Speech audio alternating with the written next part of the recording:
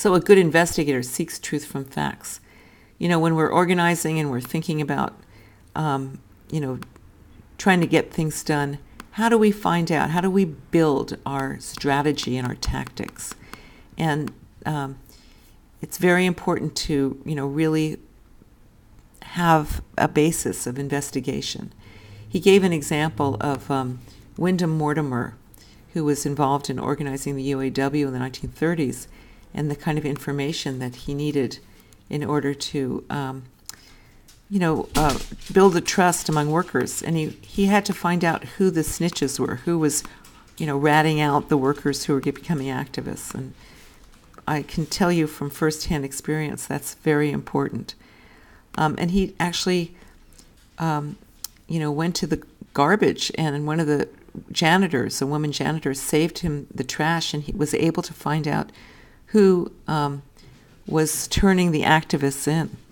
He also, worked with the black workers to build an alliance between the black workers and the white workers, building on his concrete investigation. Another example he gives is the No Seat, No Fare campaign from the Bus Riders Union, and learning what it was that people were willing to do and what they weren't willing to do to fight for their rights and build the campaign. Again, very worthwhile reading, because it's important when you're an organizer not to try to get ahead of the masses, get ahead of the movement, and try to understand what's going on in people's minds. Moving on to Tribune of the People, Fight for All the Oppressed. So he says, fight for your comrades, not just for yourself and your own group. He explains that people can be extremely angry about discrimination, exploitation of their own community, and this might even make them take stands against the liberation of others. And an organizer might have a problem sticking up for other people or trying to convince folks of why they should not just worry about their own issues, but, other issues of folks who they want to build a coalition with. So he gives an example of Audre Lorde, who was a revolutionary black lesbian poet and fought patriarchy, misogyny, and homophobia in black society. So she built alliances and was willing to stand up among her contemporaries, whether it was among white women fighting for against racism, or among black folks fighting against misogyny and homophobia. So thinking about how to increase empathy, I'm sure you have experience in this. People, who might be very passionate about their own issues, but less informed about what other people are fighting about, and you need to build compassion. Generosity of spirit. So he talks here about opening yourself up to the people around you, taking good care of others. So working on social justice issues and transformative change isn't only about a campaign, it isn't only about building trust and camaraderie, but it's also about taking care of one another. Being kind to one another entails being observant and thoughtful and taking action. He says the transformative action is a fighter, courageous and effective in battle, and resolute in struggling to transform the consciousness of the community, but also guided by a great feeling of love. Quoting Che Guevara. Thinking about, how meetings are taking place and how we can make our meetings more useful and comfortable for one another.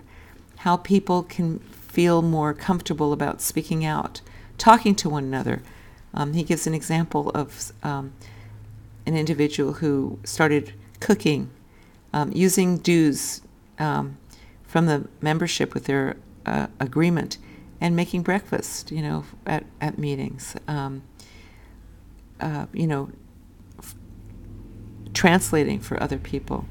And then maybe even being concerned about people's health. The example of the Newark Community Union Project and Terry Jefferson, who was one of those people who provided food and help for folks for many years, 40 years, and then grew ill until her colleagues helped her find ways to survive. So very touching story that I hope you get a chance to read about. Okay, I'm going to go on to,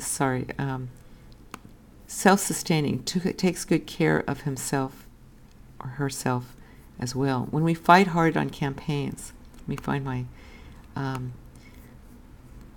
here's the notes that go along with this. When we fight hard on a campaign and work for social justice, we're fighting, the imperfections of ourselves and others. We need to be kind to ourselves. And this is really important. We oftentimes are dreaming of ideal conditions and people who are perfect. And while we're really dealing with tensions and stress, we want to avoid burnout and then just going through the motions. We have to balance work with rest and personal time. So we want to be good, to each other and to ourselves. We know that there are times when we have to work really hard, but we've got to remember it's for the long distance. And there's a movie out called The Long Distance Revolutionary about Mumi Abu-Jamal that kind of deals with this subject. Completes the circle from start to finish. And this is the last point that, not quite, the second to the last point that I'll be talking about today. So how to envision the entire process of organizing and helping each other to complete the struggle. Many organizers in training and even experienced organizers sometimes feel like their job is too big to handle. And it's important to simplify the job description and work together to make hard choices, reducing the level of responsibility and imagining how to complete the task, making the task small, the circle smaller. Whether it's big or small, knowing that you want to finish the task from start to finish and use the multiplier effect to get the job done. Here the example that he gives is one about a layoff that was taking place at General Motors. And it was only, two folks, man and another worker, who enlisted one another to try to get the senior people with seniority not to take the privilege of getting more seniority over folks who had just been hired, often who were women and people of color. And they flooded the factory with flyers and a petition, and then people, got involved and they helped each other get everyone in agreement, or the majority of people in agreement, on not having seniority privilege in the layoffs, which is enormous. And then they were lucky enough to have a legal battle that they won at the same time.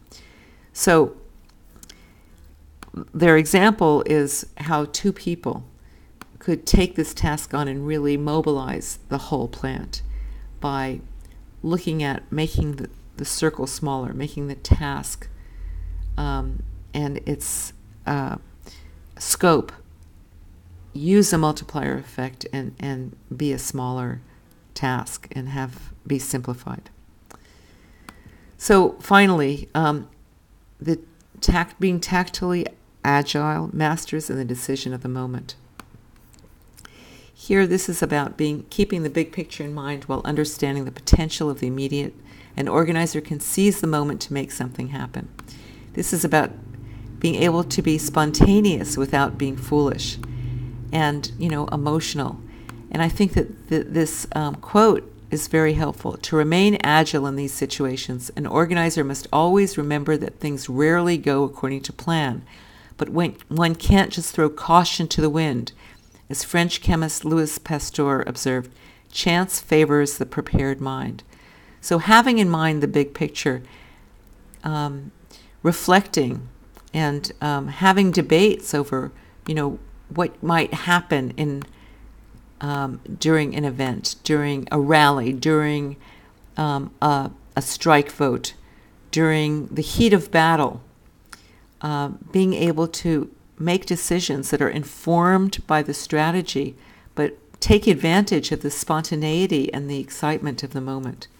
He gives the example of the Flint sit-down strike, which was the Detroit strike in the 1930s, 1937.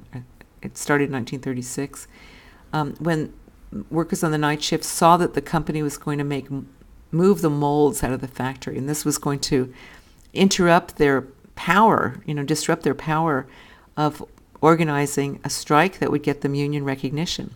So really on very short notice, the organizers, Wyndham Mortimer and Bob Travis, worked with the activists to decide that they were going to occupy the factory. And it was 6 weeks that they sat in the factory, and they were able to get union recognition. It's a very important, iconic struggle in labor history, the Flint sit-down strike.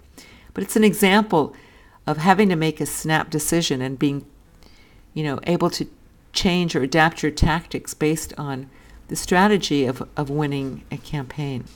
He gives another example of the bus riders union confronting the mayor. And again, months of preparation that led up to a momentary, adaptation of tactics.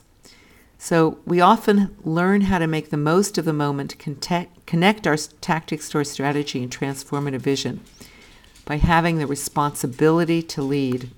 We're always learning how to lead in struggle. So there's one more quote here on page 143. It's about learning while you're leading. We're always learning. I hope you found this interesting and useful. I'll look forward to your comments on the discussion board. Thank you.